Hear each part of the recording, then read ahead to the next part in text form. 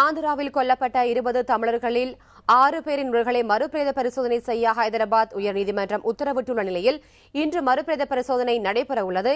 இதற்காக தெலங்கானாவிலிருந்து மருத்துவ குழு திருவண்ணாமலை வந்துள்ளது. இது பற்றிய விவரங்களை செய்தியாளர் மகாலிங்கத்திடம் கேட்கலாம். மகாலிங்கம், இப்போ எப்போது தொடங்கியது? இதில் எத்தனை பேர் ஈடுபட்டிருக்காங்க?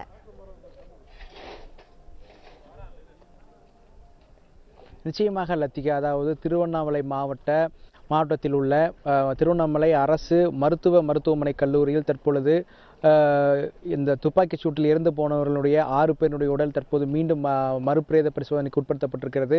இந்த விவகாரத்தில் உஸ்மானியா பல்கலைக்கழகத்தை சார்ந்த 3 முக்கியமான தடவை நிபுணர்கள் வந்திருக்கிறார்கள். அவர்களது தலைமையில் தான் தற்பொழுது இந்த உடற்கூறு ஆய்வு என்பது தற்போது நடைபெற்று வருகிறது. அந்த உடற்கூறு நடக்கும் பகுதியில் தான் நின்று கொண்டிருக்கிறேன். இந்த பகுதியில் மாவட்ட ஆட்சியர் மற்றும் மாவட்ட காவல்துறை கண்காணிப்பாளர் மற்றும் அரசு முக்கிய அதிகாரிகள் என பலரும் இந்த இடத்தில் குழுமியிருக்கிறார்கள். எனவே இந்த விவகாரத்தை பொறுத்த வரைக்கும் இது ஒரு முக்கியமான விஷயமாக பார்க்கிறது. அதாவது மனித உரிமை மீறல் நடந்திருக்கிறது. காவல்துறையால் தமிழகத்தை சார்ந்தவர்கள் சித்திரவதைக்கு உள்ளாயிருக்கிறார்கள் என்று குற்றச்சாட்டு தொடர்ந்து எழுப்பப்பட்டு வருகிறது.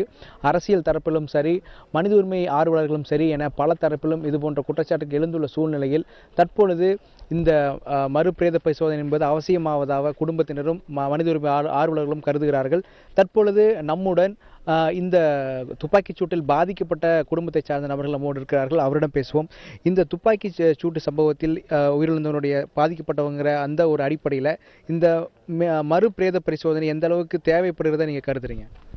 இது முக்கிய வன்முறையாக வெட்டி கொலை பண்ணதுனால எங்களுக்கு சந்தேகம் முழுமையாக மறு பரிசோதனை பண்ணுறதுக்கு எங்களுக்கு தெளிவாக தெரியணும்.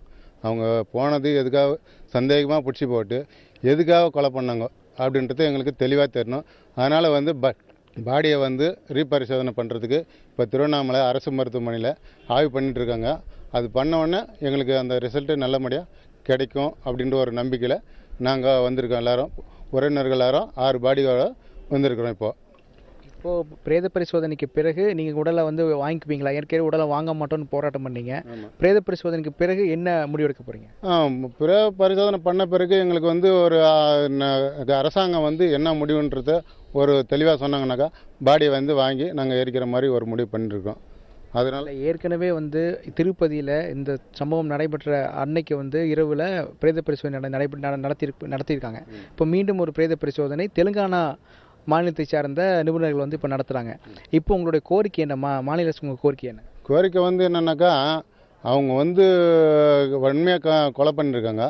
அவங்க அந்த ஒவ்வொரு பாடிக்காருக்கும் இவ்வளோ நிவாரணம் கொடுக்கணும் அப்படின்னு சொல்லிட்டு இப்போ பரிசோதனை பண்ண பிறகு எங்களுக்கு இப்போ இது கொடுத்தாங்கனாக்கா நாங்கள் உடலை வாங்கி எரிக்கணும் அப்படின்னு சொல்லி ஒரு முடிவில் இருக்கிறோம் எல்லோரும் குடும்பத்தினர். அதாவது லத்திகா, இந்த விவகாரத்தை பொறுத்த வரைக்கும் மனித உரிமை மீறல் என்பது உறுதி செய்யப்படுவதாக இந்த பிரேத பரிசோதனை மூலமாக உறுதி செய்யப்படும் என இந்த உறவினர்கள் நம்புகிறார்கள். இன்னொரு விஷயம் என்னவென்றால், இந்த குடும்பத்தினிடம் இன்னும் ஒரு முக்கியமான கேள்வி இருக்கிறது. இந்த பிரேத பரிசோதனைக்கு பிறகு எதுபோன்ற நடவடிக்கையில் ஈடுபட இருக்கிறார்கள் என்பதை பற்றி கேட்போம். தற்பொழுது இந்த விவகாரத்தில் உங்களுடைய எதிர்பார்ப்பு என்னவாக இருக்கிறது? அதாவது இந்த விவகாரத்திலே நீங்கள் இப்போது இந்த குடும்பத்தின் சார்பிலே நீங்கள் என்ன வரையான ஒரு அடுத்த கட்ட முடிவு எடுக்க போகிறீர்கள்? சரிப்பா, அடுத்த கட்டமாக என்ன முடிவு எடுக்க போறீங்க? அடுத்த கட்டம் எங்களுக்கு பரிசோதனை முழுமையாக இல்லைனாக்கா மறுபடியும் அடுத்த கட்டம் போராட்டம் பண்ணுவோம். அப்படி எங்களுக்கு ஒரு தெளிவான முடிவு வந்துச்சுனாக்கா நாங்கள் உடலை வாங்கி தகனம் பண்ணிடுறோம் முடிவில் இருக்கோம். அதாவது லத்திகா, இந்த விவகாரத்தை பொறுத்த வரைக்கும் மீண்டும் பிரேத பரிசோதனையின் முடிவுகள் எது போன்ற ஒரு தாக்கத்தை ஏற்படுத்தக்கூடும் இந்த வழக்கில் என்பது உற்று கவனிக்க வேண்டிய விஷயமாக இருக்கிறது.